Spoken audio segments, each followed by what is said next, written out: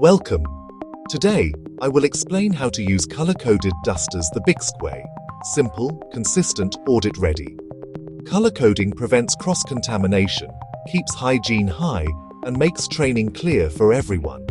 Here is the standard system. Use one color per area to protect people and places. It supports safe, systematic cleaning across all facilities. Red duster, toilets. Red duster, urinals. Red duster, all washroom sanitary areas. Keep red strictly for high-risk sanitary contact points. Yellow duster, wash basins. Yellow duster, sinks. Yellow duster, tiles.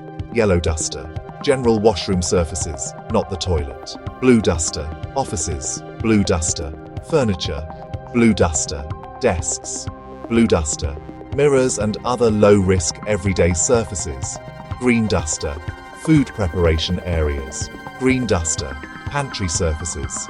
Green duster, dining tables. Anything tied to food, keep it green. They prevent the spread of germs and bacteria. They help maintain high hygiene and infection control standards. They make it easier for staff to follow correct procedures. They improve inspection results and audit compliance. They support professional housekeeping in line with BICSc guidelines.